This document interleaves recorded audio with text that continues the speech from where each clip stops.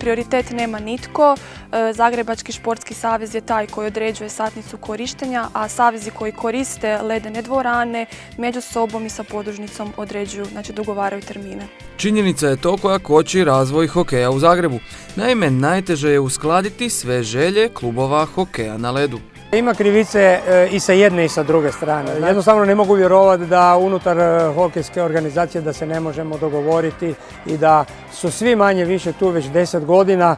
Znači svi su došli do onog osnovnog problema. Taj je osnovni problem satnica termina na ledu.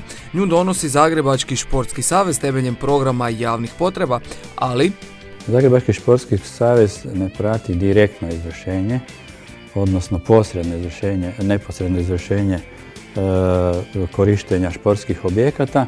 Međutim, mi to pratimo kroz određene izvještaje koje smo dužni voditi u odnosu na naša tijela, naš upravni odbor, skupštinu. Podružnica za upravljanje sportskim objektima zadužena je za praćenje i izvršenje svih termina. Ona svakodnevno komunicira s korisnicima ledenih dvorana. U toj se komunikaciji javlja drugi problem. Termini treninga hokejaša na ledu stalno se mijenjaju. Podružnica, dakle, sa tim nema apsolutno ništa. Mi sve njihove potrebe i zahtjeve uvažavamo. Uz manjak ledenih ploha, vrlo česti zahtjevi hokejaških klubova gurnu se u drugi plan.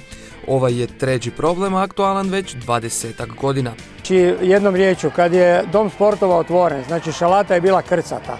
7000 ljudi i ledena dvorana se gradila praktički za Medveščak u to vrijeme. Međutim, mi kad smo došli u dvoranu, nismo bili ti koji smo je stvarno koristili onako kako smo je morali. Pa zbog velikih priredbi nekih športskih drugih sportova ili zbog velikih priredbi vezano za kulturu, koncerte i tako dalje događanja u gradu, da i ne mogu iskoristiti svoju satnicu, onda se to nadoknađuje, ne znam, kroz dodatne dane u nekim mjesecima. Na području Zagreba trenutačno djeluju 4 hokejaška kluba u kojima trenira 650 članova. Kada tome pridodamo klizače i ostale ledene sportove, dolazimo do činjenice kako je teško udovoljiti svima. Četvrti je problem što ipak u Zagrebu postoje samo 3 klizališta. Ono što se može ići što je karakteristično, a zapravo i za cjelokupan sport zagrebački, je taj da jednostavno i ključni problemi koji proizlaze iz toga su ti što nemamo dovoljno športskih objekata. Interes za sport, pogotovo kod mladih, je jako velik.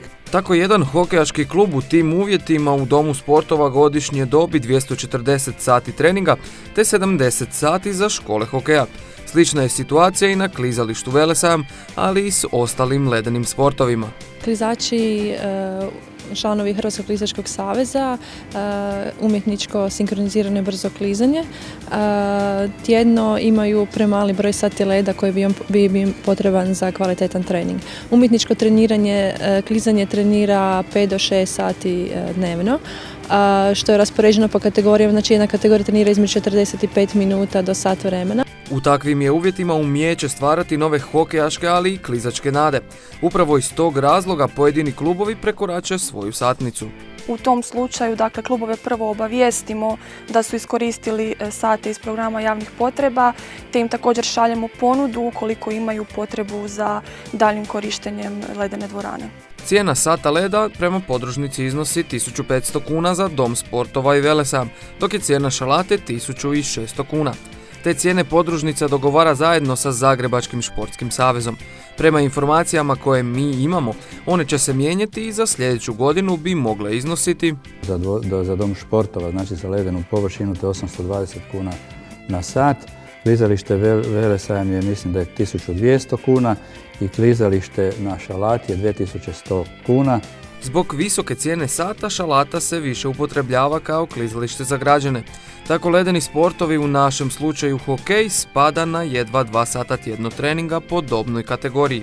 Tu moramo uzeti u obzir da je led na zagrebačkim klizalištima prazan od 11 sati ujutro do 3 sata popodne.